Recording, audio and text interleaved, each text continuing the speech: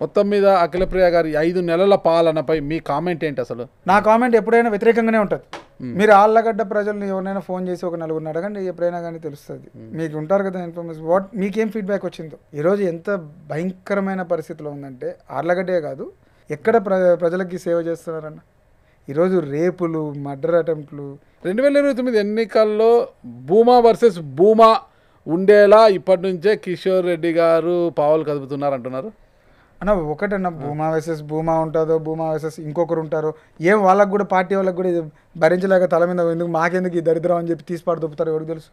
Okay, ఎక్కడైనా ఏ పార్టీలో ఏం జరుగుతాయో ఎవరికి తెలియట్లే.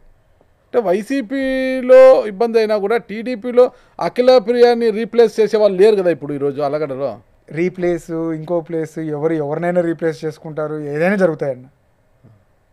అన్న మీరు ఇవన్నీ క్లుప్తంగా మీకు కావాల ఇన్ఫర్మేషన్ అంటే ఆర్లగడ్డకి వెళ్ళి టీడీపీ వాళ్ళనే ఎంక్వైరీ చేయండి, ఎట్టుంది మీ బతుకులు అంటే. మీరేం చేస్తున్నారంటే, మీరు చూస్తే తిరుపతిలో కూర్చున్నారు, మీ మాజీ ఎమ్మెల్యే ఏమో హైదరాబాద్లో కూర్చుండేశాడు, మకాం వేసేశారు. అంటే ఏదైనా ఇష్యూ జరిగితే ఎవరు ముందు పోతే వాళ్ళు మీరు ప్రెస్ మీట్లు పెట్టేస్తున్నారు. ఇలా ఉంటే ఎలా మీరు ప్రతిపక్ష పాత్ర పోషిస్తారు? అక్కడ జరిగే తప్పుల్ని ఎలా మీరు ఎత్తి చూపుతారు? అసలుకి ప్రజలకు ఎలా భరోసాని ఇస్తారు మీరు? ఆర్లగడ్డలో ఇప్పుడు వరకు జరిగే ఎక్స్ట్రాక్షన్స్కి దానికి ఫుల్ స్టాప్ పడే విధంగానే మేము అందరం చేస్తున్నాం.